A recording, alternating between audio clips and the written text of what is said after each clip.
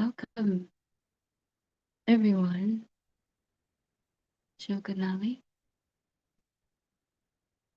Welcome, friends. Welcome to our first live stream on this new series, which is about a very challenging topic.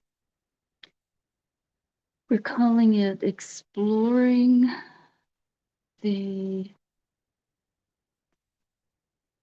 unknown in some ways, the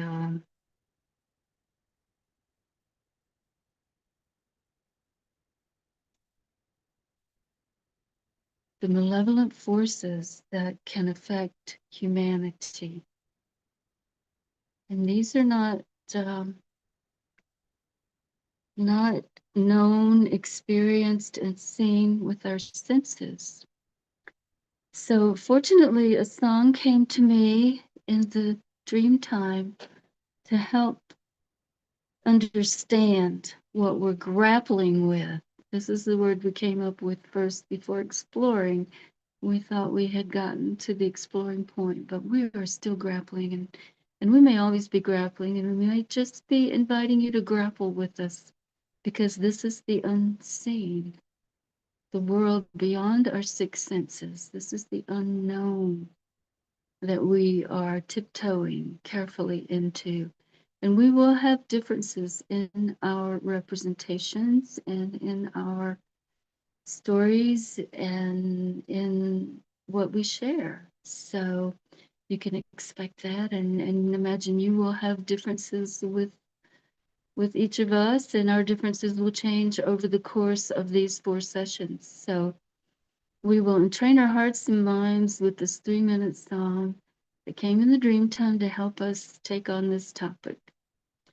Pamela, if you will start that song that Michael DiMartino helped me record with his drumming, I think.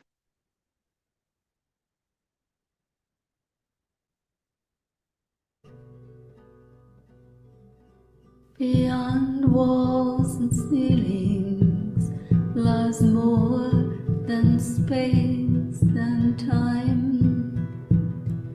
Be strong with intent, our soul is self-sufficient, our self is soul-dependent.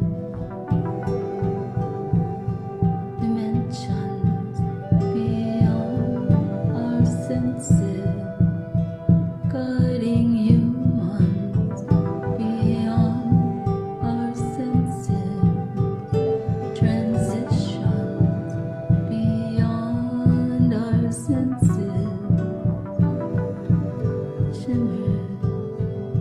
shivers beyond our spine, knowing, seeing beyond our mind, dimension beyond space and time.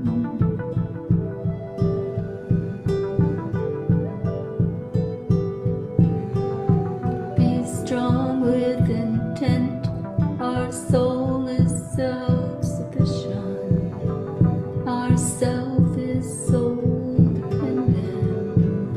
Misty waters of liminal space, thresholds we simply must face, things time and Rome could not erase. Eeriness evoked by emptiness, nighttime shapes of darkness beyond ordinary weariness.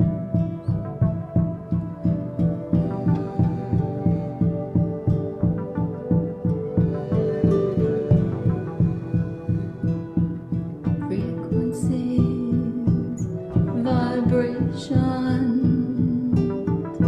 stories that flow in currents, long mountains, becoming waves in the sea, and the songs in our dreams.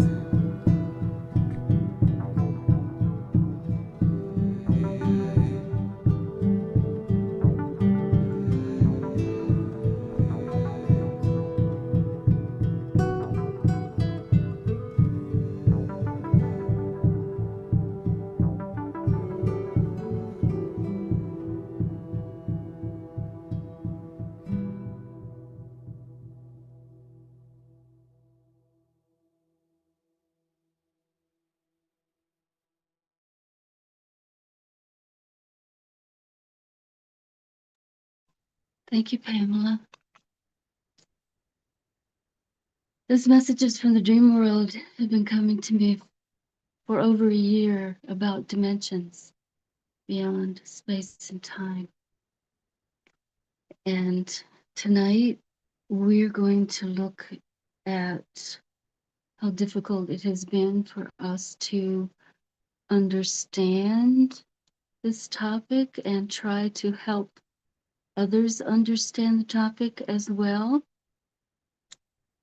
And that's why we came up with the word grappling, because we are still grappling with the unseen and the unknown aspects of life. But we are going to share that process with you. We've been talking for 3 or 4 months now about the topic because it came when we were in our Mending the Sacred Hoop series. This was the discovery that process led us to, that we need to take on these extremely difficult topics and share as much as we can to help everyone understand in the old ways. The old ways included myths and stories that prepared the entire community to hold protection and to recognize these forces. And so we look at where we've come from then, you know. We came from being a community, holding each other together in protection, to our collective culture at this time. And I can only share my experience of these topics. So what I'm going to say is my grappling, and we will all be in that position to share our experiences. Our teachers, actually the Grandmothers Council, will come in with the experiences and teachings, and then the guys will join us with the myths and with the ancient ways of dealing with these unseen energies. And it's difficult to even know what to call them. So I will call them a few different things, and others will call them by different names. And hopefully you will come to your own way of understanding and your own terms for talking about these very difficult topics. So we're all representing ourselves in the way that we are most comfortable, and we're asking you to join us in your own understanding and share with us as you can. Questions, comments in the comments section on YouTube live stream, and also in the comments section if you're watching the YouTube video. So we looked at the collective, and since I'm a Jungian depth psychology specialist, and that training is my interpretation. So that is what I want to share, as well as some direct experience of some of these things and the way I understand them. So I looked first at being taken to a movie that I was way too young to be taken to. It was, I guess, in the early 70s, and it was called The Exorcist, and I had no idea what was going on. I had never heard of the Catholic Church, and I didn't know what an exorcism was. But I felt this tremendous, frightening energy as I watched this movie, and it stayed with me a very long time. And it was a feeling that I had recognized a little bit from my family of 12 families, talking about missionaries and talking about genocide very cautiously and carefully, as we were in the times that demanded by law we assimilate and give up our ancestral ways. So the next experience that I had of this topic was when I was in college. The Sentinel was the next movie that I saw. And it was a similar topic, and I actually was so frightened by that movie. I managed to levitate my boyfriend that night with a scream that probably woke up the whole building, and he landed in the middle of the floor fighting unseen forces. But the lesson we learned from that experience was no more churchy movies for me. So I didn't see anything more on that topic for a long time until Star Wars came out. Okay, and they talk about the dark forces in a way that is less human.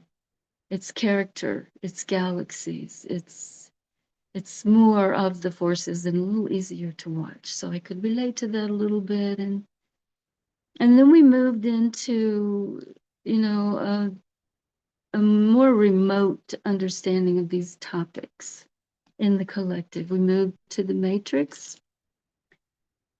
And again, that was a little easier to watch for me and to understand, maybe for you as well. And then, you know, more recently, we've moved to Lord of the Rings. We went through a period also where the millennials were very much taken by zombies. And I don't know if all of you understood the zombie times better than I did, but I don't think a lot of people benefited from a true understanding of the living dead walking amongst us. But that's one representation of what we're talking about tonight, and it has progressed to the current film, which is the K-pop Demon Hunters. It's very popular, maybe not with our generation, but it seems to be very popular in the Netflix movies right now, and it's come a long way in accordance with my Jungian depth psychology training, because we've come from the churchy version to the character and galaxy version, and the K-pop Demon Hunters have taken us through the matrix time of projecting it onto authority, although authority is a big issue right now. And the K-pop Demon Hunters are representing the demons as aspects of themselves that they don't want others to see. So in the Jungian terms, that's the shadow that we hide because of our conditioning, because of our need to survive in the times that we are experiencing. So along those lines, we are making progress. I want to encourage you to do some actions on this topic. We're all going to suggest practices or resources for where we're coming from and what our experience has been. And of course, you can all relate to whatever calls to you. But I like to refer to Jung's paper on sermons of the dead, where he's spoken to from the other side, from their perspective. It's a very fascinating active imagination process that he experienced during World War II.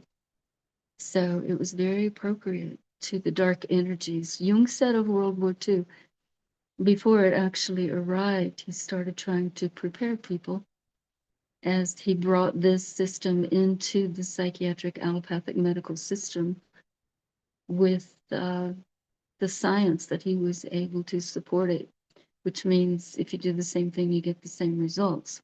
He was able to bring that topic in because he could see an archetypal human pattern possessing the collective at that time. The way he tried to explain it was that Wotan was live in the streets of Europe. And that is, of course, the god of war, the archetypal pattern of war. He could see it rising in the streets before it actually took hold. But he couldn't convince anyone, just like, we can't convince anyone here because it is an unseen force. And Jung made a lot of progress in recognizing human archetypal patterns and how they do take over the collective and they take hold of an individual when there is not sufficient protection and actions and choices to protect as community and to keep us individually responsible for our interactions with the unseen forces, the dark forces, or whatever language you choose to call them.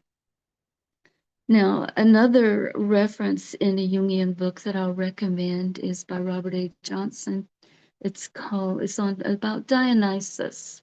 Dionysus was the archetypal pattern of debauchery, which we see a lot of right now too. But the outcome of the Dionysus influence was that people were so unable to feel that they had to go to those extreme levels of either pain or pleasure. That was the attempt in the Dionysus cults to stir up, to get to their feelings through debauchery and pleasure, when actually it resulted in severe violence.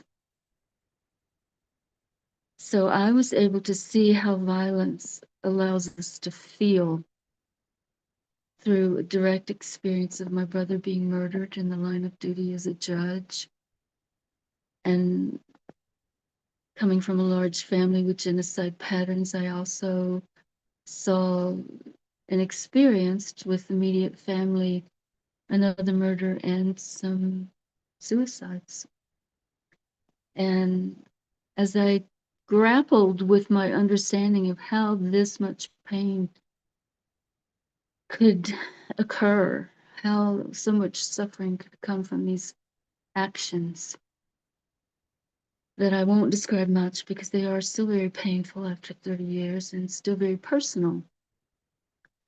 But beyond my Jungian understanding, I clicked on this with a teaching that was shared by a Dene elder and teacher. Her name is Patricia Davis, and she speaks of it by the name wīhtikōw, and she explains it as humans are not capable of taking life unless they are possessed by disembodied spirits or the dark forces or the other realms or the other dimensions. And I'm grappling with that. Our prophecies talk about us being on the edge of the fourth world where the animals are teaching us to be more human so we can enter the fifth world where we are intended to be our most human. And if we are able to do that, then humans will continue on Earth as this wave of humans. We all know there have been many waves of humans before us, but we will continue if we rise to our most human level. And the animals are the ones who are helping us learn this. So when she says humans are not capable of taking life, she's referring to their own life and the life of others. So I encourage you to look at that teaching as well. These are the things that have influenced me the most and that I hope to share throughout this series as we continue with 4 more sessions in this series. So grapple with me, please. I am the only one with the direct experience, but our other council members have a lot to share. And at this time, I'd like to ask Patricia to share her teachings of her direct experience of teachings from Carlos Castaneda. Many of you are familiar with his books and his ways and his teachings, and Patricia's going to tell us more about that at this time. Okay, thank you, Gail. This is a very, very intense topic for me because even before I met Carlos Castaneda personally, I was always questioning myself of why is the world the way it is? How do we get distracted so easily? What is this? This, I was always, with that, questioning within, even if, as a little girl, looking around and seeing this crazy world. And I'm going to share with you my direct experience with Carlos Castaneda and how he brought this topic. He comes from the tradition of the Toltec tradition from the ancient Mexico, where he met in Mexico Don Juan. And Don Juan would talk about with him about this, but he really didn't understand very much about this. But and he used to talk about the only thing at first he would tell us about how our minds, with our blah blah blah and how we talk, there's what he called in a joyful way, Bobby, blah blah blah blah blah blah blah. Bobby doesn't stop, that inner talk. And then we walk and we get a little bit more sophisticated, more mature, and we have, clearer ways of seeing things, but it's still what he called samer, more sophisticated way of abduction of our inner dialogue. And why did he come up with this topic finally? Because he had an experience, excuse me, in a Buddhist conference in Tula in Mexico, where they took pictures. Excuse me. And when they saw the pictures, there was black shadows over the whole group of people there participating in the conference, as if something had taken over. And he understood that as a sign that it was about time to share what he had been observing with and learning with Don Juan. The Samer, the Bobby, this what he would talk to us about, how we get gripped by this. And in one of the last experiences I had with him in a meeting, he told us directly, he said, I don't know how I will convince you or can't convince you that you are sieged, taken over by these forces, that they're not you. It's not you that's really putting things on the road. There's something there that is back and forth, back and forth. And he called it the flyers. That was the name he used, the flyers that keep, distracting us, taking and feeding off us. It's like these shadows that take over, which he had seen in those pictures, which gave him the signal that it was time to talk about that clearly. And it's like our energy body also, we have an energy body according to this tradition and other traditions. And it also gets fearful. It also gets, and how do we really connect deeply with our inner self if we are we're feeding these flyers,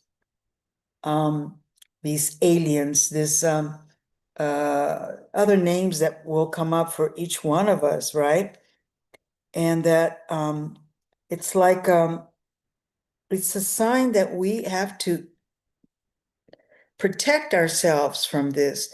Our cocoon, according to the Toltecs, we're inside this cocoon, and energy gets dispersed all over the place, and we have to bring back the energy, and really protect ourselves in this cocoon from this blah blah blah, from these flyers. I like this name, flyers, because it's like we're feeding, literally being, food for this. And one of the things that he would mention to us clearly, that distract us in our, it's what do we eat?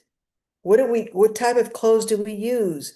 How do we wander around? It's all artificial, you know? And he would tell us, that sugar, caffeine, and wow, you're so important, self-important, are the most dangerous things, but they all come, and the system, this artificial system, through food that is artificial and, with a lot of poison in it, it's a way of keeping us away from our real selves. That's something that, is very, we're so far from our hearts, and our minds easily get caught up with that. Easily get caught up. And I don't know what else I can tell you more about this, but in this tradition, the Toltec tradition, it's very clear that we're very domesticated, socialized, and taken over, literally, by these flyers. And that really caught my attention when he said, I don't know how I convince you about this, that you're sieged, taken over. So basically, that's what I wanted to share with you all. And I think that we were grappling with this. It caught my attention deeply. How do we deal with this? How can we, be ourselves, be connected with our most deeper self without feeding these flyers? So I think that's about it. And I'll pass the baton back to Gail, and she sees who else is going to talk about this topic. And we continue in the other sessions, finding ways and tools of how can we really strengthen and protect ourselves and be who we are without being feeding these aliens, these flyers, inorganic beings. Okay, so I'm going to mute myself now. And you can continue, Gail. Thank you. Thank you, Patricia. You're so fortunate to have that experience directly with Carlos Castaneda. And we're so grateful to you for sharing it with us in all the ways that you do. And at this time, I would like to invite my Salagi brother, S.D. Youngwolf, to share some Cherokee myths and stories aligned with this topic.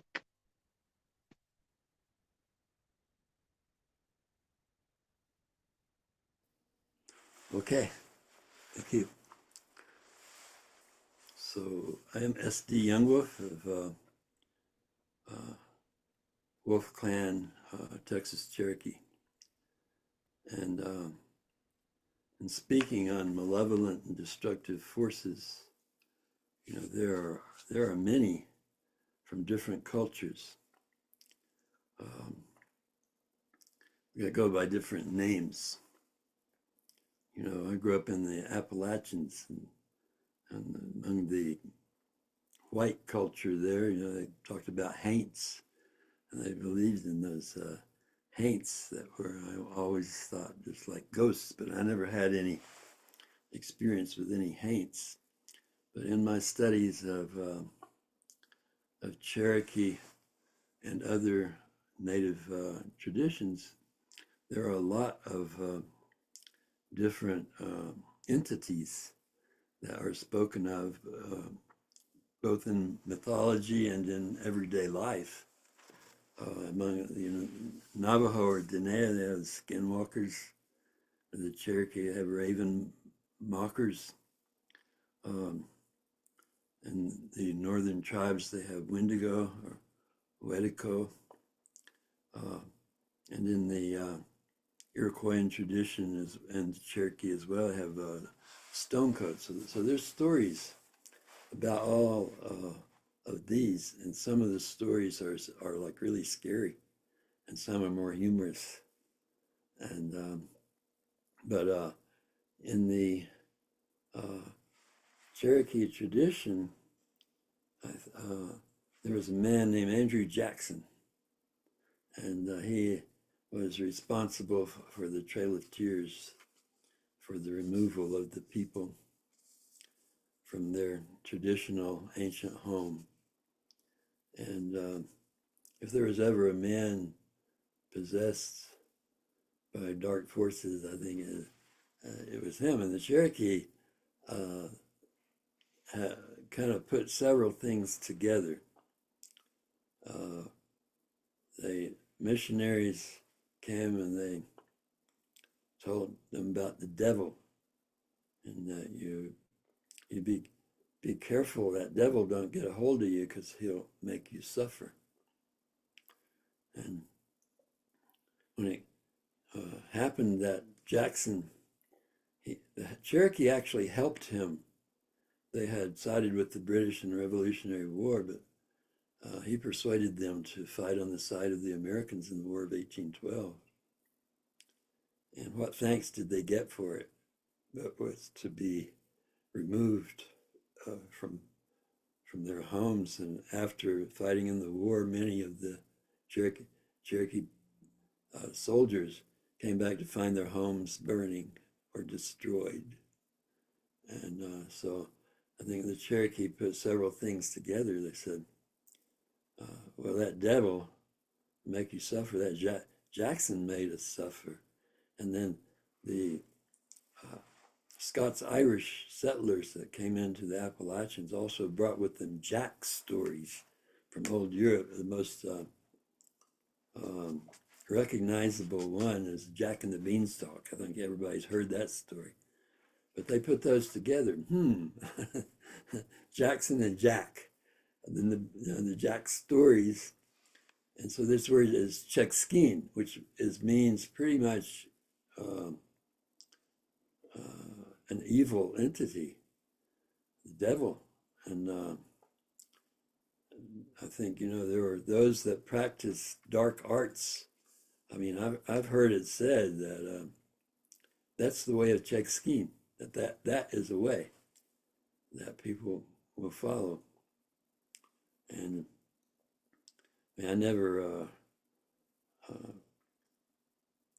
could take it seriously as understand why anyone would want to follow a path where they hurt other people. But then I was in the Navajo country, the Diné people, and I had a conversation with the Navajo girl, and she asked me, what do you think of evil? I said, well, I don't think much about evil, but I think evil is doing bad things, and if you do that, it's going to come back on you. That's all I think. I said, why do you ask? And she said, you know what a skinwalker is? I said, oh, yeah, I've heard of skinwalkers. And she said, well, my grandfather is one.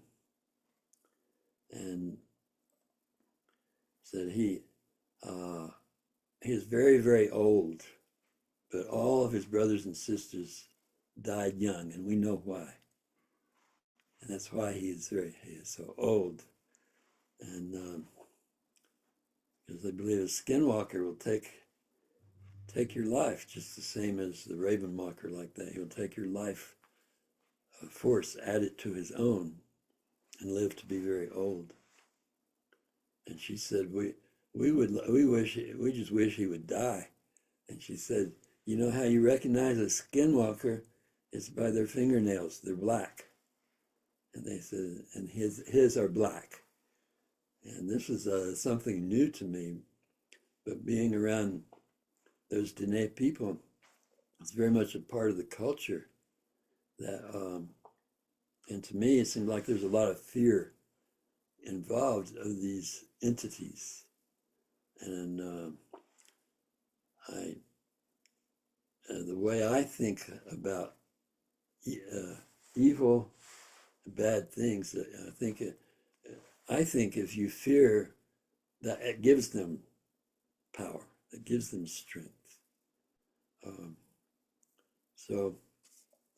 And then I read this book called Columbus and Other Cannibals, which is about wīhtikōw.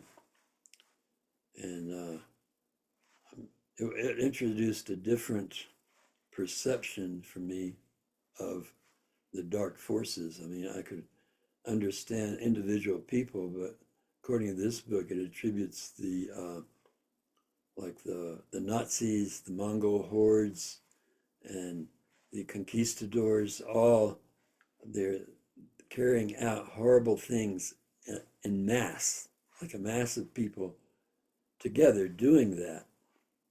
It's like a mass possession. And so that's a different way of perceiving it for me, but it kind of makes sense because it's hard for me to understand how a whole mass of people can do that. How they can, I mean, it's still going on in our world today. It's like, to me, how can you kill an innocent little baby? I don't understand how anybody could do that, but that's going on in in great numbers. It's going on. So that makes me think maybe there is something to this wīhtikōw concept, because the wīhtikōw, as I understood it, there are stories. I'm familiar with the stories of wīhtikōw, and they're usually scary stories. But the concept of having a mass of people being possessed by a malevolent force. So it's a topic of interest to me, because and I think it's worth exploring further, if only just to be aware of it and how it can be. There can be a protection from that, if it's a real thing, and it seems to be, because this wīhtikōw, as the author Jack Forbes spoke of it in that way, that is seems to be communicable, and that makes sense, because I see, like, sometimes in different places of the world there are protests, and sometimes people are protesting for good things, and sometimes they're protesting for what I see as really bad and evil things. So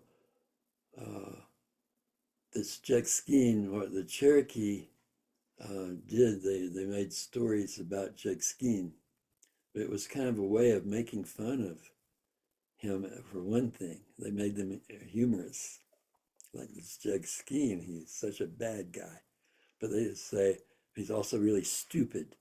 So some of the stories show him as being evil, and some as being stupid. But I connect it with the booger dance, which is a traditional Cherokee dance. I don't know if anybody's timing this. I don't want to go over, so if anybody is timing it, just let me know when my time is up.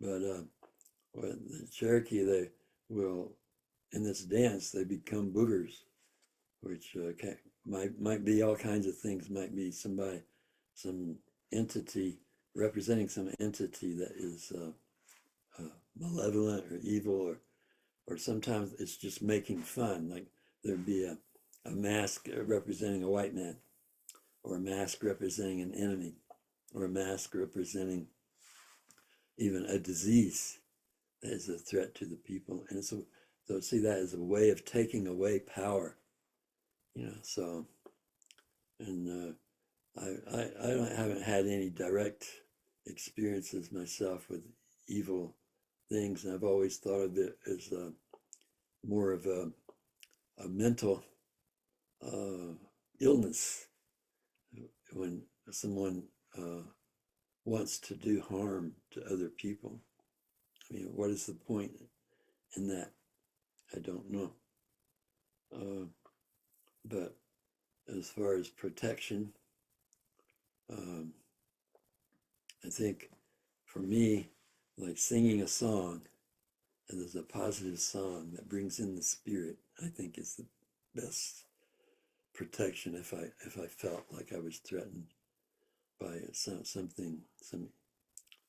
evil force. But just before I'm done, I just want to say that I'll tell a short little story of the Iroquoian tradition of the creation story, that that some cultures think of evil as this real malevolent force.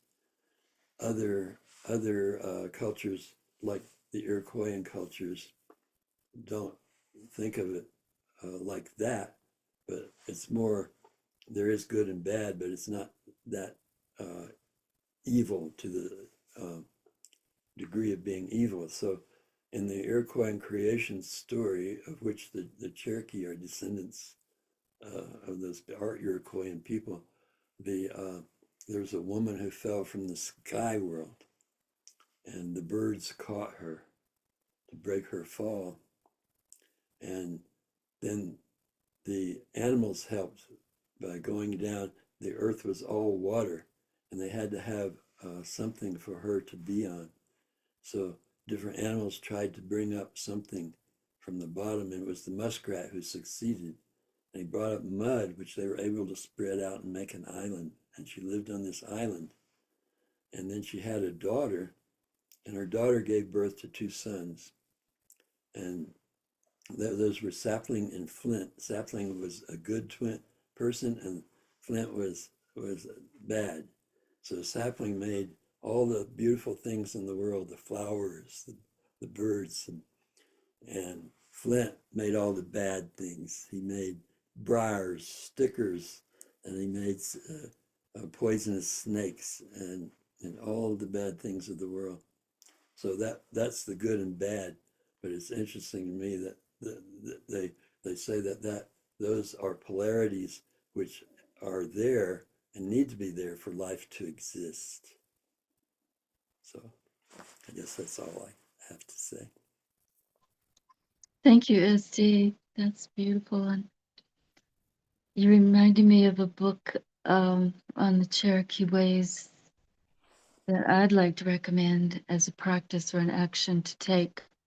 It's by Kirkpatrick's, and it's called The Night Has a Naked Soul. And it goes into all of these teachings and more of our Seligi traditions.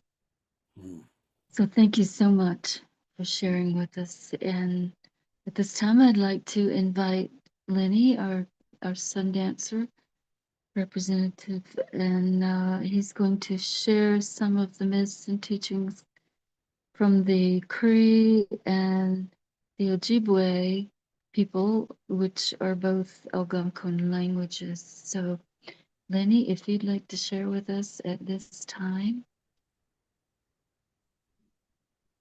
Thank you, please Deb. just unmute. Yeah, it's a very personal topic to me because I've had work with possessive type beings and spirits and people that have been possessed by them. But what I'd like to talk about tonight is actually it was a term that SD used, wīhtikōw, also in the Ojibwe, windigo.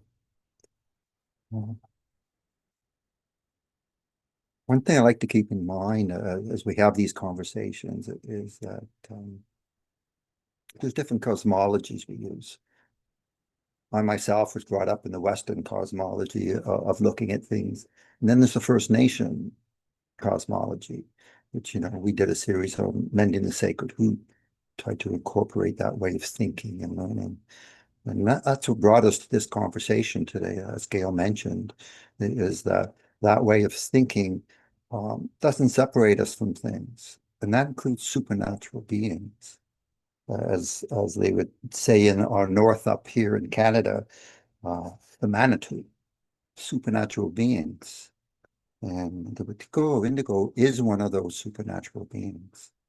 And the stories go back as long as they've been passed down through the generations of that. And since then, Hollywood's come along and capitalized on it, as Gail was telling us some lovely little videos and cinema out there these days, and appropriated it or Hollywoodized it because it sells, but it has a very real meaning, it has a very depth to it, as every First Nation teaching I've ever been taught has very good, strong depths to it, and has meaning that leads us and shows us what to be aware of, how to walk alive.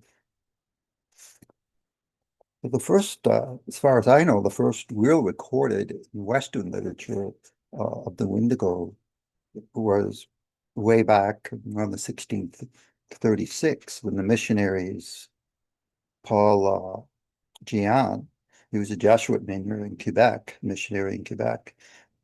There was a Cree woman that came and warned them of an evil being that had eaten certain members of a tribe, cannibalistic.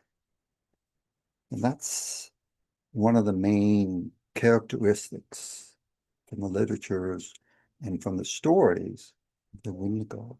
It is something that gets consumed, and with greed or hunger, starvation is a very real thing up here in our north.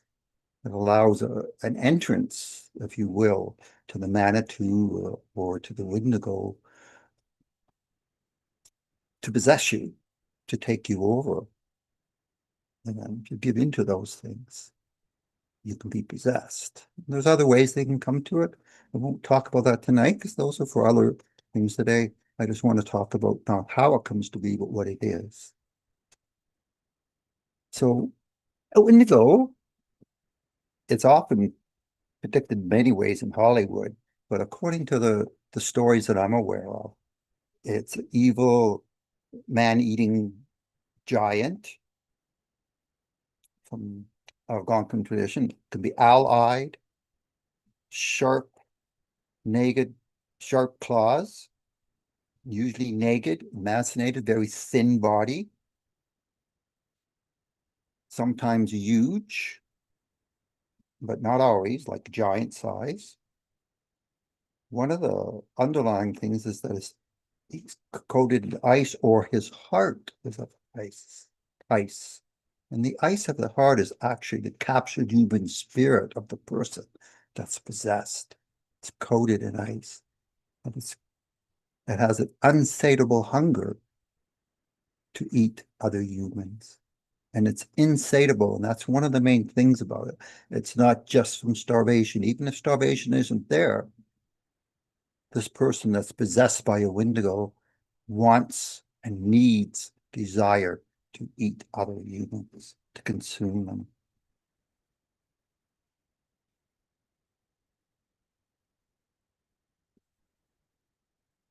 The first, it's kind of interesting because, a lot's been written about the Windigo, a lot of books out there. But if you listen to the stories, it always resides around someone that is possessed to eat, cannibalistic, out of control, has no control of itself because it's possessed. And the traditions say those people are possessed. It's no longer just them. They are possessed by the Manitou, by that spirit that just wants to consume humanity. And the fact is, one of the names for Manitou is, when you translate the word, for not Manitou is all beings, not the evil spirit. Manitou is supernatural beings. The Windigo is the evil one, or I don't even know if evil is the right word. They call it the spirit that devours mankind. And that's basically what the name of our series is about. That what consumes and devours mankind. The first recorded, and up here anyway, the first prosecuted Windigo person was a person named Swiftrunner. He lived in up by Fort Saskatchewan, up in the area actually St. Albert things, up by the Athabasca trading post at the time. And this happened about 25 miles from the Hudson's Bay Company post. He went out in the winter and he took his family, his mother, his wife, his 5 children, and went out into the wilderness, as they do. They have their hunting camps, their trappers' camps. And then he came back after the winter was over. This was in 1878. And said that, oh, I'm the only one that's left. All the others died. They couldn't survive Only I could survive. They all died of starvation. You know, this guy was pretty fit. He was pretty healthy looking. He didn't look like he had been starving. So that the authorities questioned that, and they went out to the camp where he was staying and found human bones scattered all around. Evidence that the bodies had been butchered and cooked. There was a pot full of human fat. Bones had been broken open to get the marrow out. Horrific. So Swiftwater, in his own words, in his confession, this is what he said. At the moment, wīhtikōw suddenly took possession of me in order to live longer far from people. I killed the last of my children and ate him as I had done to the others. This was his son. And when he killed his son, it was the spring. There was food back in the land. He was a hunter. He was a renowned guide up before this time. And he had no reason to kill and eat his son. If it was, like he said also, so there would be no witnesses, he had no need to eat his son at that time. But that is why they say it was a Windigo, because of that insatiable hunger. He was executed. He was the first by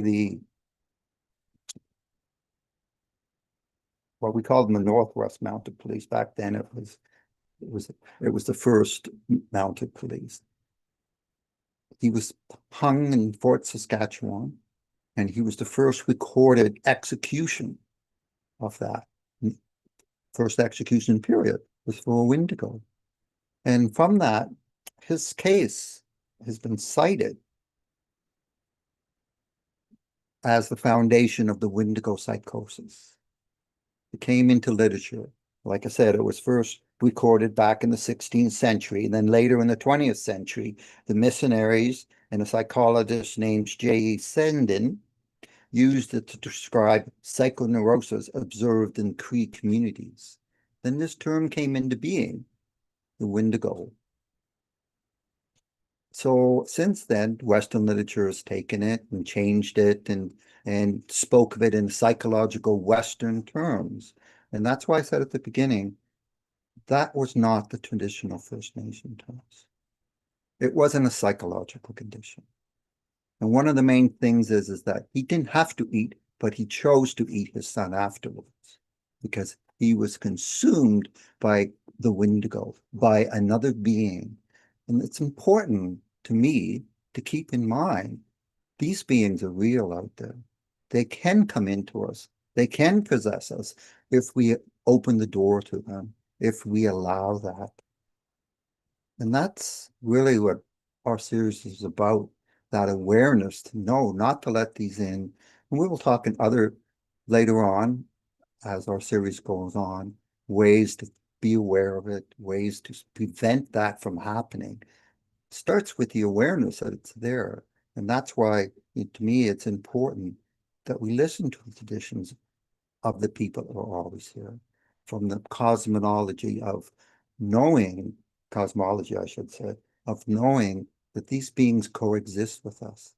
They're not a figment of our imagination. They're not a psychological construct that Western world would thinks and then makes it psychosis and then talks about tendencies or archetypes in people. That is not the way I would think of it, because I try to follow the First Nation way of thinking. I recognize also from my personal experience, these beings are out there. They can possess you. And I know that from personal experience. So, yeah, I do hope you join us on our future broadcasts and become more aware of this, as I myself have learned to do that since I've started this work, because I didn't know anything about this years and years ago. Thank you. Thank you, Lenny. That's very helpful. And at this time, I would like to ask Michael DiMartino to talk with us about divisive and destructive forces that harm the sacred hoop, returning to our previous series on mending the sacred hoop.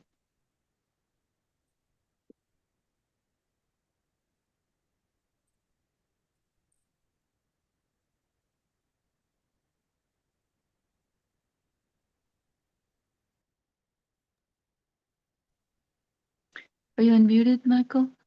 Yeah, my phone was possessed. It kept turning off Uh-oh. my audio switch. Uh-oh, what's up? Which this is when Really? SHIT gets real. So I want to thank everyone from the Grandmother and Wisdom Council for this really important council, talking about a less than savorable subject matter, but something that is very real. So I'm going to talk a little bit about, again, keeping with personal experience. And I know that some of these conversations, as people hear it, can be very charged, very triggering for people.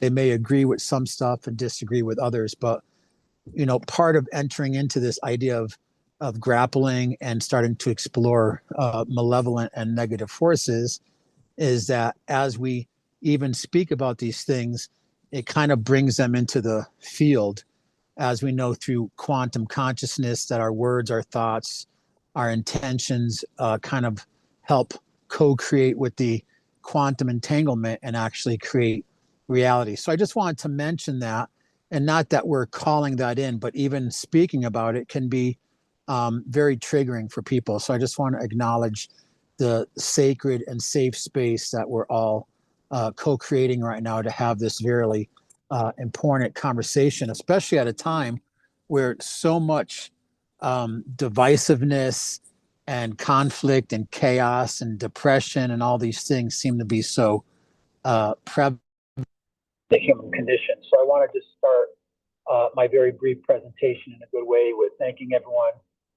who continue to meet weekly to talk about these subjects. You know, we started with mending the sacred hoop, but in order to mend it, we might have to open up the closet and reveal some skeletons, or lift up the rug, or peel some scabs, or even expose spiritual bypass for what it is that keeps us from our true human potential. So in this conversation, there's a few things I wanted to speak about. And I will say, I'm kind of how can I say this? I'm my own best guinea pig and litmus test on this subject, because over the last 40 some odd years, I've really decided to be a bridge builder and put myself out to the world and the community at large in service to the larger potential of spiritual unity. And again, a lot of this started a long time ago. I'm going to look at a couple quick notes here. A lot of it started when I was ordained as an interfaith minister. No, I'm not some religious, radical, or dogmatic person, but I went through a 3-year seminary program to learn about all the different facets and perspectives of spirituality and religion. And that included researching various earth-centered traditions from ancient Sumeria and what we might call pagan or different indigenous traditions, to Sumerian, Zoroastrianism, Taoist, Jainist, Hindu, Buddhist, Jewish, Islam, Christianity. We even looked at New Age. And now in this new age of cultural creatives, where people make up their own religious or spiritual path, but also looking at psychology, metaphysics, astrology, and all of those types of things. And why I like to do that is so I can get a sense of the bigger picture of the world and understanding consciousness at its root. So overlaying that on the idea of malevolent and negative forces that influence what I would call the mending of the sacred hoop and keep us broken and divided. There's various aspects, the spiritual, mental, emotional, and physical dimension to ourself.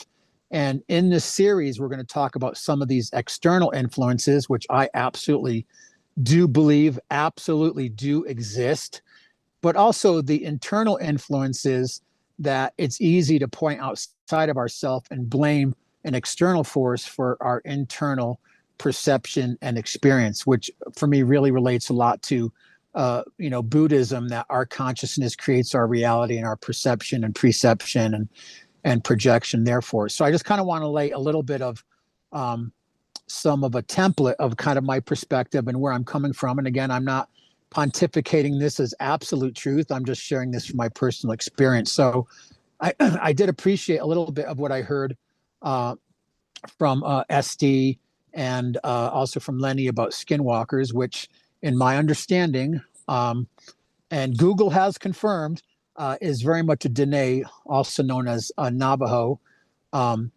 tradition of people that have basically, some of it says that you have to kind of do a sacrifice or take a life, but people who have the ability to kind of change shape or form, and it's typically connected to some sort of malevolent intention. And when I think about that and I hear that being spoke, it brings up a whole series of different terminologies that I'm not only kind of researched and familiar with, but unfortunately I've had some direct experience with. So I would say part of that is in Buddhism and Hinduism. They talk about what's called the rakshas, which are these little kind of malevolent energies that hang out around human consciousness that really feed on our inability to be anything less than compassionate and kind and conscious, and to embody the highest attributes of our spirituality. And a lot of these really correlate to other religious traditions where they talk about things like greed, jealousy, lust, envy, but that these are human emotions that take us away from the sacred hoop, take us away from maybe the more benevolent attributes, and keep us really entrapped in this cycle of animalistic response. They can call it the lizard brain, but there's a whole series of terminologies that I have heard. In Buddhism, they also talk about hungry ghosts. A lot of these terminologies are affiliated with the Bardo teachings, that when someone leaves your body, the journey of your consciousness and how you go through these different dimensionals. But a hungry ghost is a spirit that is empty of real spiritual virtue and is constantly eating, devouring, hunting, and feeding on not only ourselves, because in radical self-responsibility, we have to kind of own our process. We can't always point at others. But they also feed on the human condition, on human consciousness, and they feed on our essence and energy field. But there's other terminology that I've heard throughout the years, and I'll just give a quick rundown, whether we call them spiritual vampires, energy pirates, fallen angels. Again, some people say that they're aliens that are feeding on human beings. If you've ever seen the movie The Matrix, where human beings are batteries for a less than benevolent force that harvests our energy for a nefarious agenda. And also other words. Now, I will say I've studied enough of world religion that when you hear the word witch, which is very popular right now, I mean, the reawakening of witchdom in women is a very popular thing right now. And I will say originally, witches were women who worked with the natural world. They were midwives, and they did things in a way that was seen by Christianity as being evil, dark, or nefarious. But I would say in my quick, direct experience, I've met good witches and I've met bad witches. And I think a lot of this boils down to intention. Is it someone who's trying to acquire personal power to manipulate others and to control others or control the natural world? Or is it someone that has good intention or benevolent? So again, we get into the kind of the yin and yang of that. I've also, I will say in my lifetime, I've met a few what we would know as a warlock or a sorcerer. I've heard other words like curanderos. I have had some incredible experiences in Mexico and parts of South America with people that were, after I had this interaction, were identified by people in the village as, oh, I can't believe you said that. That person is a great sorcerer, or they're a curandero or a bruja, witch. So, again, I think intention is a lot. I've also spent time in Cuba around the Yoruba people and the Santeria tradition that work with the Orisha, Kachina. There are people who work with the elements of the natural world, but most of them do it in a benevolent way. If we also look at other traditions, and again, a lot of this we hear through the filter of Christianity, voodoo, people who are into voodoo, which was an original ancient nature religion, but the way people can manipulate that, it can be used for good and it can be used for bad. So there's other things like spiritual possession, interdimensional entities, alien influences. But what I want to say is, for all of you, and I say this as someone who many lifetimes and decades ago was a student and a practitioner of many great luminaries, beware, if you are using any psychoactive plants or doing any type of ceremonies, that you are opening doorways and portals to other dimensions. And you should be very well trained and under the advisorship of some elders who have good intention, so you don't become possessed and you don't become ensnared in things that you're not quite aware about, which again can bring out, let's just say, I'm a huge advocate of spirituality and science merging. We call it quantum physics. It's about frequency attracts frequency, and also that we kind of co-create our reality based on our words, our thoughts, and our actions. So whatever we put out will boomerang and come back. They can call it karma.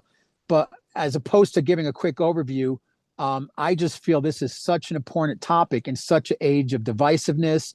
I really resonated with what SD said.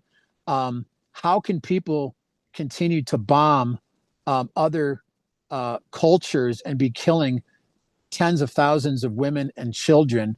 Like, for me, it's beyond insane. How can that be justified? And of course, there's these symptoms of like land grabs or genocide or Zionism or self-righteous or Nazism, or even the whole idea of eugenics. Like, the United Nations has come out and said we need to get rid of 60% of humanity because it's part of our sustainable development goals. So for me, this isn't something esoteric and foo-foo and la-la and fairy dust outside of ourselves. This is a force that's very prevalent and real. And I unfortunately see it every single day.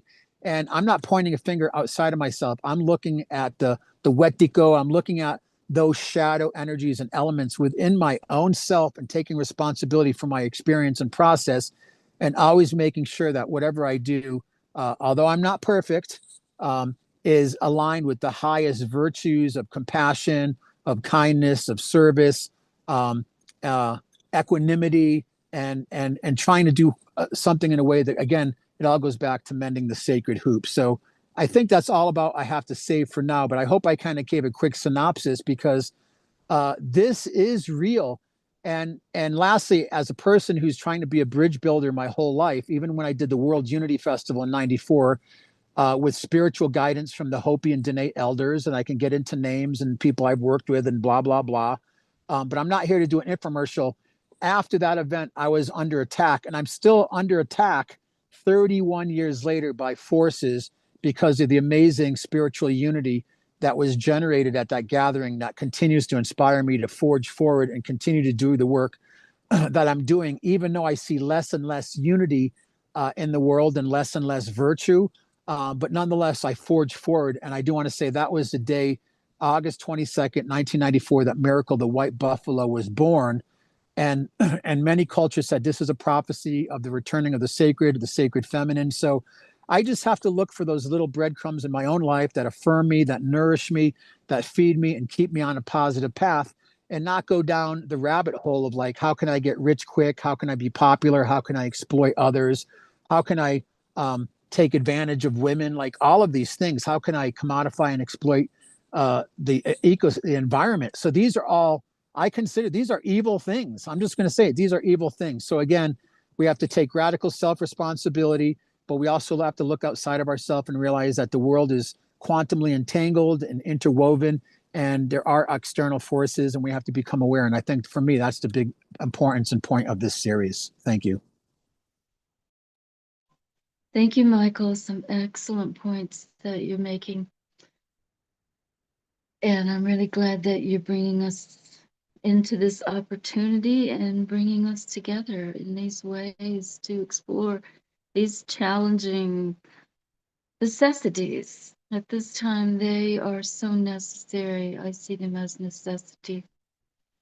And so tonight we've given you all a foundation, maybe a new question, maybe laid some groundwork for you to join us in our exploration or in our grappling as we've been doing.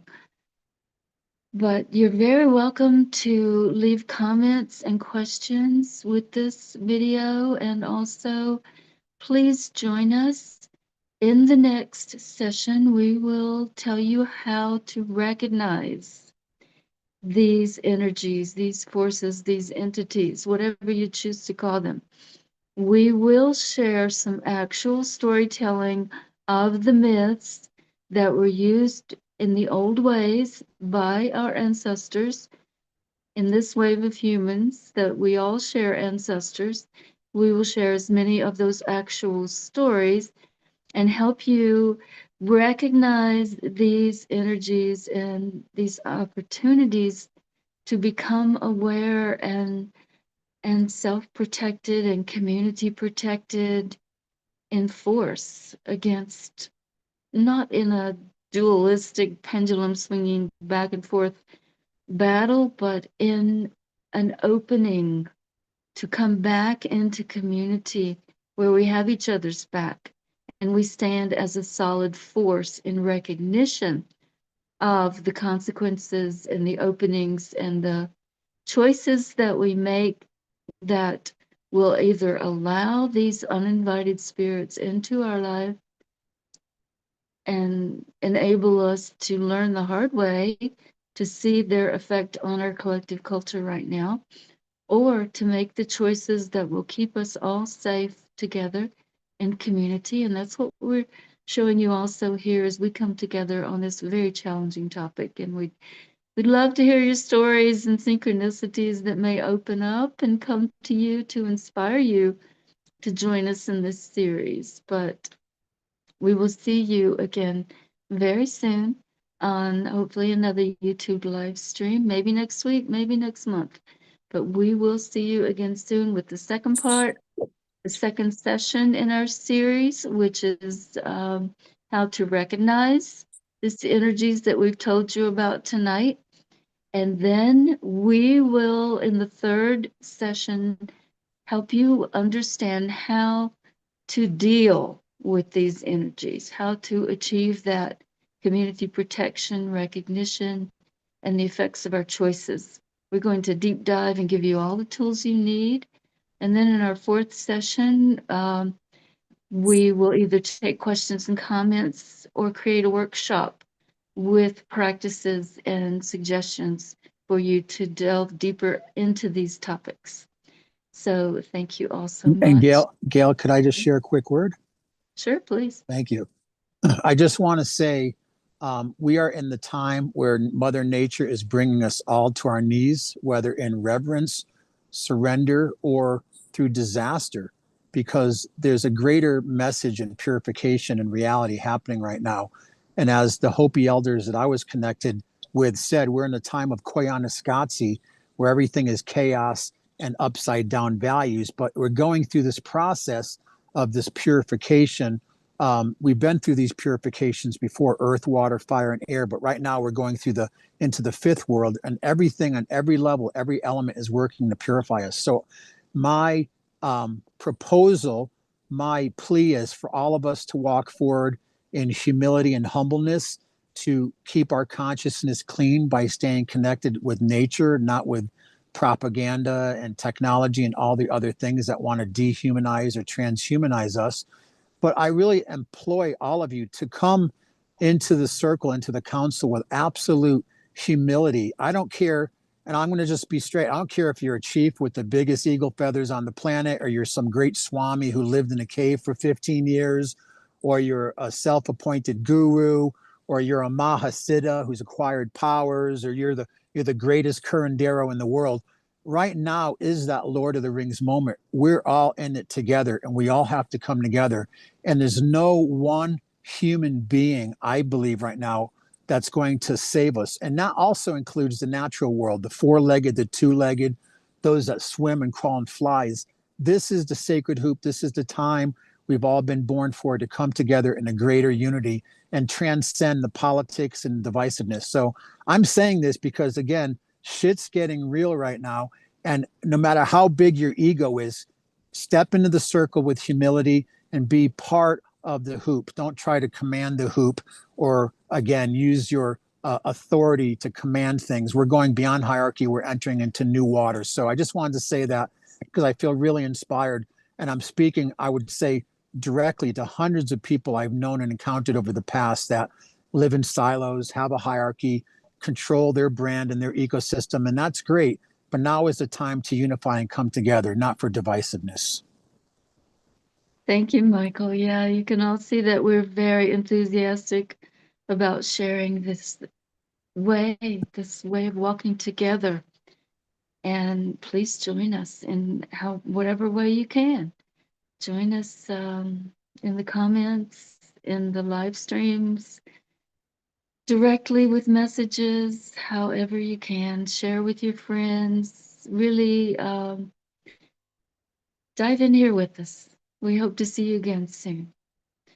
Thank you all so much. Until again.